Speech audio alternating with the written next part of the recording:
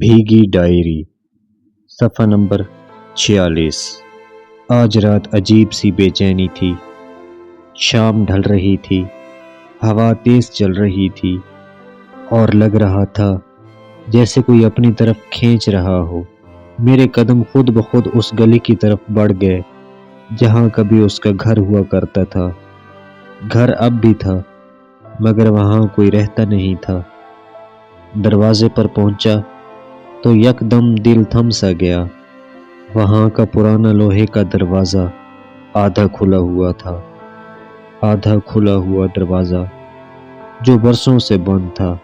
دروازہ کھلنے کی آواز نے میری روح تک ہلا دی۔ دھیرے دھیرے اندر قدم رکھا۔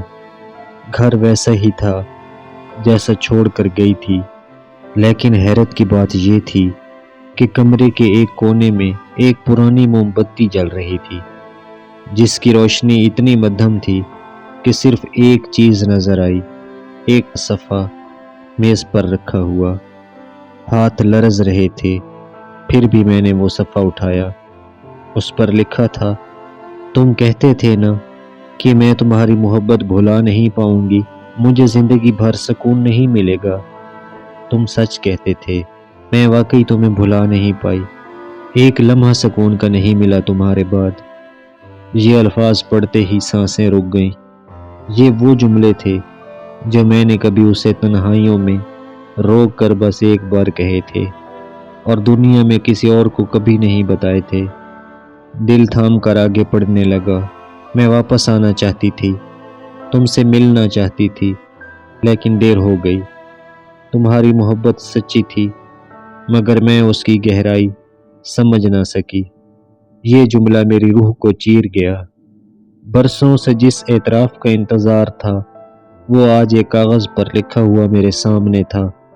آنکھوں سے آنسو بہتے چلے گئے، لیکن سب سے بڑا جھٹکا تب لگا جب میں نے خط کو پلٹا۔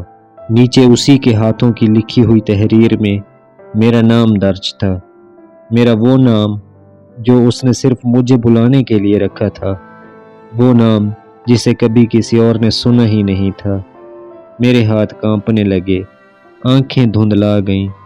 اچانک پیچھے سے ایک کھڑکی زور سے بند ہوئی۔ میں نے جھٹ سے مڑ کر دیکھا، لیکن وہاں کوئی نہیں تھا۔ اندھیرا اور گہرا ہو گیا۔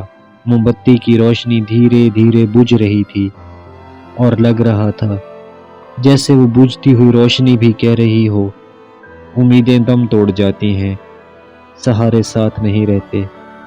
اس رات میں گھر لوٹ آیا، لیکن وہ خط اپنے سے الگ نہ کر سکا۔ میں خط اٹھائے ساکت بیٹھا تھا، آنکھوں سے آنسو تھمنے کا نام نہیں لے رہے تھے۔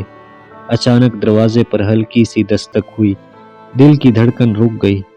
میں نے آہستہ سے دروازہ کھولا، لیکن وہاں کوئی نہیں تھا، لیکن زمین پر ایک دوسرا کاغذ رکھا تھا۔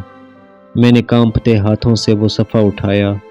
اس پر ایک جملہ لکھا تھا، یہ میرا آخری خط نہیں ہے، آنے والی راتوں میں تمہیں اور بھی خط ملیں گے۔